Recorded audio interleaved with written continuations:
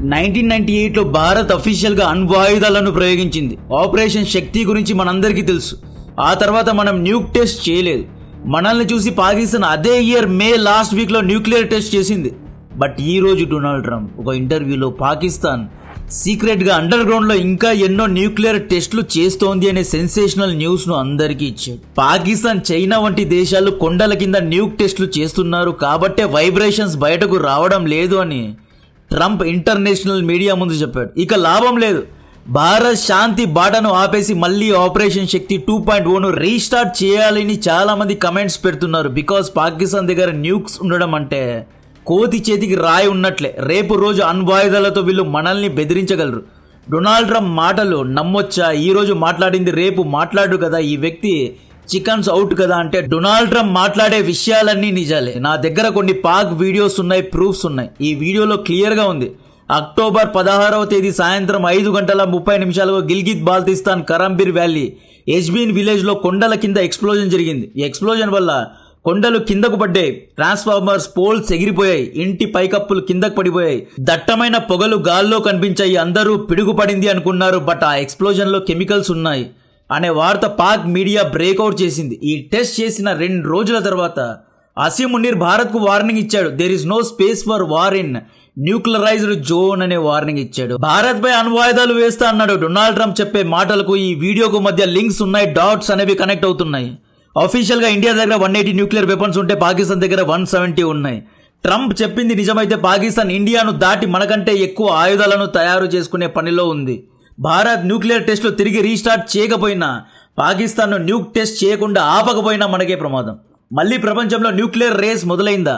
ఎందుకు యుఎస్ఏ పాకిస్తాన్ తో క్లోజ్ అవుతోంది? ఆఫ్ఘనిస్తాన్ బాగ్రామ్ యాంగిల్ ఏంటి? వీటి మధ్య ఉన్న లింక్స్ ఏంటి అనేది డీటెయిల్ గా ఎక్స్ప్లెయిన్ చేసే ముందు మీ నుండి 1 మినిట్ తీసుకుంటున్నా. భారత్ రీసెంట్ గా చేసుకున్న బైలాటరల్ ఒప్పందాల కారణంగా మన ఆర్థిక వ్యవస్థ గ్రో అవుతుంది. మనది ఫాస్ట్ గ్రోయింగ్ ఎకానమీ కాబట్టి ఇండియన్ మార్కెట్ లో పెట్టుబడి ప్రాఫిటబుల్ గా ఉంటుంది. బట్ పెట్టుబడి పెట్టాలి అంటే మార్కెట్ లో అప్స్ అండ్ డౌన్స్ ఉంటాయి. ప్రాఫిట్స్ పై హై టాక్సెస్ ప్రజలను భయానికి గురి చేస్తున్నాయి. ICICI Prudential life BSc 500 enhanced value 50 index fund NFO capital guaranteed NFO ను తీసుకొచ్చింది. మీ పెట్టుబడిని సేఫ్ గా ఉంచుతూనే మార్కెట్ బాగా పర్ఫార్మ్ చేసే రిటర్న్స్ కూడా అందజేస్తున్నారు. ఎఫ్డీలో వచ్చే 5 to 6% రిటర్న్స్ కంటే ఈ ఎన్ఎఫ్ఓ యొక్క ఇండెక్స్ అనేది పాస్ట్ 5 to 7 ఇయర్స్ లో 36.3% అండ్ 24.6% సిఏజిఆర్ ను ఇచ్చింది. ఒకవేళ పెట్టుబడి పెట్టాలి అనుకుంటే లింక్ డిస్క్రిప్షన్ లో కమెంట్ బాక్స్ లో ఇస్తున్నా. దీని యొక్క లాస్ట్ డేట్ నవంబర్ 9th, ఇంకా 7 days మాత్రమే ఉంది. క్యూఆర్ కోడ్ ను స్కాన్ చేసి చూడగలరు. దీని యొక్క ఎన్ఏవి 10 రూపీస్. మీ మంత్లీ ప్రీమియం లో 120 times లైఫ్ కవర్ కూడా ఉంటుంది. ఇందులో మీరు ఇయర్లీ 2.5 lakhs వరకు ఇన్వెస్ట్ చేస్తే వచ్చే రిటర్న్స్ అనేది ట్యాక్స్ ఫ్రీ. ఎన్ఆర్ఐ మిత్రులకి ఇది మంచి ఆపర్చునిటీ.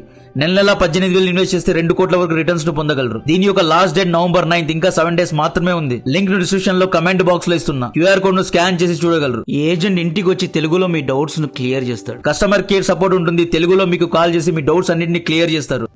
ప్రపంచం మళ్ళీ న్యూక్లియర్ రేస్ వైపు వెళ్తోందా అంటే ఎస్, వెళ్తోంది. కొద్ది రోజుల ముందు నేను ఒక వీడియో చేశా. పుతిన్ బుర్వెష్నిక్ అనబడే న్యూక్లియర్ క్రూజ్ మిసైల్ ను సక్సెస్ఫుల్లీ టెస్ట్ చేశాడు అని చెప్పా కదా. అక్టోబర్ 21st రోజు రష్యా బుర్వెష్నిక్ ను టెస్ట్ చేసింది. ఈ మిసైల్ అనేది అన్లిమిటెడ్ రేంజ్ ఉన్న మిసైల్. అంటే దీన్ని రష్యా నుండి ఫైర్ చేస్తే ఇది 15,000 కిలోమీటర్ల కంటే చాలా దూరం ఎక్కడికైనా వెళ్ళగలదు అన్నమాట. అక్టోబర్ 28వ రోజు రష్యా మళ్ళీ సముద్రంలో వెళ్లే న్యూక్లియర్ బాంబ్ ను టెస్ట్ చేసింది. దీన్ని పెసోడిన్ టార్పెడో అంటారు. ఈ క్షిపణి సునామీ ఎలాగైతే సముద్రాన్ని ఎత్తి అవతల వేస్తుందో 100 మీటర్ల ఎత్తుకు అలలు లేసేలా ఇది ఎక్స్ప్లోడ్ అవుతుంది. సముద్ర తీరంలో ఉన్న రాజ్యాలను, విలేజెస్ ను సునామీ లాగా కొట్టేస్తుంది అన్నమాట. దీన్ని nuclear powered underwater drone అంటారు. Why Russia is testing nukes suddenly? ఈ క్వశ్చన్ అందరికీ రావాలి. వై నౌ అంటే ఇయర్ 2022 నుండి యుక్రెయిన్ రష్యా మధ్య యుద్ధం జరుగుతోంది. యుఎస్ఏ, నాటో, వెస్ట్ వీళ్ళందరూ ఏకమై యుక్రెయిన్ కు మాత్రమే ఫండింగ్ చేసి యుక్రెయిన్ ను మేపుతున్నారు. తద్వారా యుక్రెయిన్ యుద్ధంలో సర్వైవ్ అవ్వగలుగుతోంది. యూరోప్ లో రష్యాను మాత్రమే కార్నర్ చేశారు. యుఎస్ఏ టొమహాక్ వంటి మిసైల్స్ ను యుక్రెయిన్ కు ఇవ్వాలి అనుకుంటోంది. అక్టోబర్ 20వ రోజు డొనాల్డ్ ట్రంప్ రంగంలో దిగి పుటిన్ ఒక పేపర్ టైగర్ మాత్రమే, మాటల్లో మాత్రమే యుద్ధం చేస్తాడు, ఆన్ గ్రౌండ్ లో పుతిన్ కంత సీన్ లేదు, పుతిన్ దగ్గర ఉన్న ఆయుధాలన్నీ అవుట్డేటెడ్ ఆయుధాలే, ఎప్పుడో సోవియట్ ఏరా లాంటి ఆయుధాలను యుక్రెయిన్ పై ప్రయోగిస్తున్నాడు, అమెరికా వెస్ట్ తలుచుకుంటే పుతిన్ ను నాశనం చేయగలవు అన్నట్లు పుతిన్కే వార్నింగ్ ఇచ్చాడు. పుతిన్ ఇక యుద్ధాన్ని ఆపేసి శాంతి చర్చల్లో దిగాలి అన్నట్లు వార్నింగ్ ఇచ్చాడు. సో రష్యా న్యూక్ టెస్ట్ చేసి టెక్నికలీ సైకలాజికలీ అందరికీ ఇస్తున్న సందేశం, మా దగ్గర కూడా అడ్వాన్స్డ్ మిజైల్స్ ఉన్నాయి, సీ డ్రోన్స్, న్యూక్లియర్ వెపన్స్, ఇలా ఎన్నో కొత్త వెపన్స్ మా దగ్గర ఉన్నాయి, మా పేషెన్స్ను టెస్ట్ చేయొద్దు, యుక్రెయిన్కు సపోర్ట్ ఇవ్వడాన్ని ఆపేయండి అన్నట్లు రష్యా అందరికీ సిగ్నల్ ఇచ్చింది. అక్టోబర్ 21 రోజు బుర్వెస్నిక్ మిజైల్ను, న్యూక్ మిజైల్ను టెస్ట్ చేశారు. అక్టోబర్ 28 రోజు సి పెసోడిన్ను టెస్ట్ చేశారు. కేవలం 10 రోజుల్లోనే 2 న్యూక్లియర్ టెస్టులు రష్యా చేసింది. దీనికి కౌంటర్గా డొనాల్డ్ ట్రంప్ ఇక లాభం లేదు, అమెరికా కూడా అణ్వాయుధాలను ప్రయోగించాలి అన్నాడు. ఈ రోజు CBS న్యూస్కు 60 మినిట్స్ ఈయన ఇచ్చిన ఇంటర్వ్యూలో జర్నలిస్ట్ ఇదే విషయం మీద ఎందుకు మీరు న్యూక్లియర్ టెస్టులు మళ్ళీ చేయాలి అనుకుంటున్నారు, ప్రపంచాన్ని నాశనం చేయాలి అనుకుంటున్నారా అని అడిగిన క్వశ్చన్కు ఆన్సర్ ఇస్తూ డొనాల్డ్ ట్రంప్, అమెరికా ఒక్కటే కాదు, సైలెంట్గా Russia, China, North Korea, Pakistan nuclear టెస్టింగ్లు చేస్తోంది. పాకిస్తాన్ అయితే అండర్ గ్రౌండ్లో టెస్ట్ చేస్తోంది. అండర్ గ్రౌండ్లో చేస్తే వైబ్రేషన్స్ బయటకు రావు. So they are piling up nukes అని సీక్రెట్ డేటాను లీక్ చేశాడు. Pakistan's been testing. Not nuclear weapons, is my understanding. North Korea has, but not nuclear weapons. They don't go and tell you about it. And as powerful as they are, this is a big world. You don't necessarily know where they're testing. They test way underground where people don't know exactly what's happening with the test. You feel a little bit of a vibration. They test and we don't test. We have to test. Pakistan expose చేశాడు. ఇక్కడే పాక్ దొంగలు దొరికారు. అసీం మునీర్ వేసిన secret plan అందరికీ తెలిసిపోయింది. IMF, world bank ఇచ్చే loans తో ఈ ఎదవలు చేసే పని ఇది. రీసెంట్ గా అక్టోబర్ 18 రోజు అసీం మునీర్ రంగంలో దిగి ఏమన్నాడు, భారత్ ఇక కూర్చోవాలి, మాతో మాట్లాడాలి, చర్చలకు రావాలి, డిప్లొమసీ చేయాలి, మాతో ఎంగేజ్ అవ్వాలి, న్యూక్లియరైజ్డ్ జోన్ లో యుద్ధానికి స్పేస్ లేదు, మా నీళ్లను ఆపుతామంటే కుదరదు, మాతో కూర్చొని మాట్లాడండి అన్నట్లు భారత్కు వార్నింగ్ ఇచ్చాడు. న్యూక్లియర్ అని చాలాసార్లు మాట్లాడాడు. 2 days బ్యాక్ అక్టోబర్ 16న ఖైబర్ పఖ్తూన్ఖ్వాలో ఎజ్బీన్ విలేజ్ లో వీళ్ళు ఆల్రెడీ అండర్ గ్రౌండ్ లో న్యూక్లియర్ టెస్టులు చేసి వచ్చారు అన్నమాట. 5:30 पर किर्गिस्तान के इलाके करम वैली इस्कोमान में एक जोरदार धमाका सुनाई दिया। अवामी वर्कर पार्टी के मुताबिक धमाका इतना तेज था कि पूरा इलाका लरज़ उठा। आज हम इस बैंक के मुकाम पे मौजूद है। यहाँ का कुदरती आफत तकरीबन 7 बजे ये बाहर गिर गया और पूरा ये एरिया के जो दरख्त और सड़क बिजली के निजाम बिल्कुल बरहम हो चुका है। జూన్, జూలై, ఆగస్ట్ 3 సార్లు ఎవ్వరూ వెళ్ళని విధంగా అసీం మునీర్ స్పెషల్ గా అమెరికాకు వెళ్ళాడు. ట్యాంపాలో ఉన్న అమెరికన్ కమాండ్ సెంటర్లో ఉన్న పెద్దలను కలిశాడు. వాళ్ళందరికీ చెప్పి ఉంటాడు, న్యూక్లియర్ టెస్ట్ గురించి ఎక్స్ప్లెయిన్ చేసి ఉంటాడు. కాబట్టే డొనాల్డ్ ట్రంప్ పాకిస్తాన్ను ఎక్స్పోజ్ చేశాడు. అమెరికా ఆశీర్వాదంతోనే వీళ్ళు న్యూక్లియర్ టెస్టులు చేశారు. జపాన్, కెనడా వంటి పెద్ద నాయకులే అమెరికాకు నెలకు ఒకసారి వెళ్ళలేదు. అసీం మునీర్ మాత్రమే వెళ్ళాడు. ప్రపంచంలో ఉన్న ఏ ఒక్క ఆర్మీ చీఫ్ గానీ, ఫీల్డ్ మార్షల్లు గానీ అమెరికాకు ఇన్నిసార్లు వెళ్ళి ఉండరు. అసీం మునీర్ వెళ్ళాడు అంటే ఏదో పెద్దగా ఈ వ్యక్తి చేస్తున్నాడు. డొనాల్డ్ ట్రంప్ చైనాను కూడా ఎక్స్పోజ్ చేశాడు. చైనా కూడా న్యూక్లియర్ టెస్టింగ్ చేస్తుందంట. చైనా దగ్గర 600 న్యూక్లియర్ వెపన్స్ ఉన్నాయి. ఇయర్ 2028 కల్లా పాకిస్తాన్ దగ్గర కూడా 200 న్యూక్లియర్ వెపన్స్ వచ్చేస్తాయి.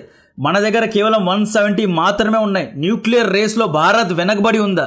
మన 2 హాస్టైల్ దేశాలు శక్తివంతంగా మారిపోతున్నాయి. మనం బలహీనపడ్డామా? Bharat no first use of nuclear weapons అనే రూల్ను పెట్టుకుంది. అంటే ఎవరైనా మనపైన న్యూక్లియర్ బాంబ్ వేస్తేనే మనం ప్రతిదాడి చర్యగా న్యూక్స్ను ఆ దేశం పైన వేస్తాము అన్నమాట. 1998 నుండి మనం న్యూక్ టెస్టులు చేయలేదు. న్యూక్లియర్ పవర్ విషయంలో మనం వెనకబడిపోయామా? మీలో ఎంతమందికి ఇండియా కూడా సీక్రెట్గా న్యూక్లియర్ టెస్టులు చేయాలి అనిపిస్తోంది అనేది కమెంట్ చేయండి. దీనికి భయపడి డొనాల్డ్ ట్రంప్ రంగంలో దిగి 33 ఏళ్ల తర్వాత అమెరికా కూడా న్యూక్లియర్ టెస్టింగ్ చేస్తుంది అని చెప్పి న్యూక్లియర్ ఆర్మ్ రేస్ను తిరిగి రీస్టార్ట్ చేశాడు. అమెరికా లాంటి దేశం ఎక్కడో ఉన్న రష్యా, చైనాకు భయపడి న్యూక్లియర్ టెస్టింగ్ ను రీస్టార్ట్ చేయాలి అనుకుంటోంది. మన పక్కనే పాకిస్తాన్, చైనా దేశాలు ఉన్నాయి కాబట్టి మనం ఎంత జాగ్రత్తగా ఉండాలి. అమెరికాకు బాగ్రామ్ ఎయిర్ బేస్ ఎందుకు కావాలి అంటే, చైనా సింగ్జియాంగ్ లో కొండల కింద టెస్టులు చేస్తోంది. ఖైబర్ పఖ్తూన్ఖ్వా కొండల కింద పాకిస్తాన్ న్యూక్లియర్ టెస్టులు చేస్తోంది.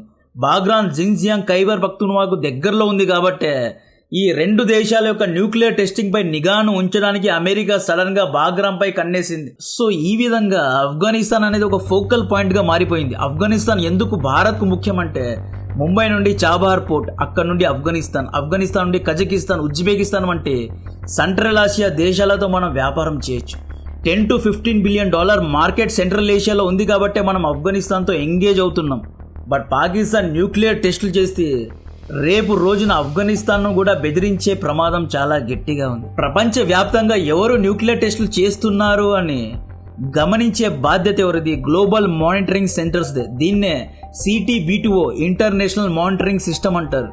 బట్ వీళ్ళ కళ్ళు కప్పడానికి వీళ్ళు అండర్ గ్రౌండ్ లో టెస్టింగ్ చేస్తున్నారు కాబట్టి వైబ్రేషన్స్ బయటకు రావు.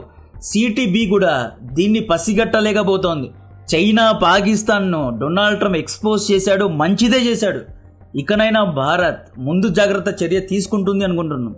ఆపరేషన్ సింధూర్ సమయంలో గుర్తుందా, కిరాణా హిల్స్ కింద న్యూక్ లీక్ అయింది అంటే చాలామంది కాన్స్పిరసీ అన్నారు, ఏవేవో మాట్లాడొద్దు అన్నారు. ఇప్పుడు అర్థమైంది కదా. May 9th రాత్రి పాకిస్తాన్ ఇండియాపై 2 మిసైల్స్ వేసింది. ఆ మిసైల్స్ అన్ని ఢిల్లీపై ఎక్కుపెట్టారు. ఆ మిసైల్స్లో న్యూక్లియర్ క్యాపబిలిటీస్ కూడా ఉన్నాయి. దీన్ని మనం ఇంటర్సెప్ట్ చేశాం. May 9th and 10th అర్ధరాత్రి మనం పాకిస్తాన్పై తిరిగి దాడి చేశాం. పాకిస్తాన్ న్యూక్లియర్ బాంబ్స్ అన్నిటినీ కిరాణా హిల్స్ అండర్ గ్రౌండ్ నుండి తీస్తోంది కాబట్టే మనం కిరాణా హిల్స్ పై దాడి చేశాం. ఈ మిసైల్స్ను వేయాలి అంటే రన్వేస్ ఉండాలి కదా. రన్వేస్పై దాడి చేసే ప్లేన్స్ అనేవి టేక్ ఆఫ్ అవ్వవు కాబట్టే 15 మిలిటరీ బేసెస్ యొక్క రన్వేస్ను లేపేశామన్నమాట. సో డెఫినెట్గా అండర్ గ్రౌండ్లో ఇరాన్ లాగా పాకిస్తాన్ కూడా అణ్వాయుధాలను స్టోర్ చేస్తోంది, ప్రయోగిస్తోంది. సీక్రెట్గా టాక్టికల్ న్యూక్స్ ను కూడా తయారు చేసుకుంటోంది. డొనాల్డ్ ట్రంప్ తన ట్రూత్ సోషల్లో ఒక ట్వీట్ పెట్టాడు. Because of other countries testing programmes, I have instructed the Department of War to start testing our nuclear weapons on an equal basis. That process will begin immediately అనే comment పెట్టాడు. Donald Trump మాటల్ని cover చేయడానికి US energy secretary Chris right రంగంలో దిగి మేము టెస్టులు చేస్తాము but దాంట్లో న్యూక్లియర్ వెపన్స్ ఉండవు అంటున్నాడు. అంటే వీళ్ళు అన్అఫీషియల్గా న్యూక్లియర్ టెస్టులు చేయాలనే ఉన్నారు, ఆర్మ్ రేస్ను తిరిగి స్టార్ట్ చేయాలనే ఉన్నారు. సో డెఫినెట్గా దీని గురించి నా మరిన్ని అప్డేట్స్ ఇస్తూనే ఉంటా. కంటెంట్ నచ్చితే వీడియోను లైక్ చేయండి, ఛానల్ను సబ్స్క్రైబ్ చేసి అందరికీ షేర్ చేయండి. జై హింద్. నేను బిగినింగ్ ఆఫ్ ద వీడియోలో మెన్షన్ చేసినట్లు ఇంకొకసారి రిమైండ్ చేస్తున్నా, ఈ ఎన్ఎఫ్ఏ యొక్క లాస్ట్ డేట్ November 9th, ఇంకా 7 days మాత్రమే ఉంది. లింక్ను డిస్క్రిప్షన్లో కమెంట్ బాక్స్లో ఇస్తున్నా. దీని గురించిన మరిన్ని డీటెయిల్స్ కావాలి అంటే క్యూఆర్ కోడ్ను స్కాన్ చేసి చూడగలరు. ఒకవేళ ఇన్వెస్ట్ చేయాలి అనుకుంటే క్యూఆర్ కోడ్ను స్కాన్ చేయగలరు. ఇంట్రెస్ట్ ఉన్న వాళ్ళకు షేర్ కూడా చేయగలరు.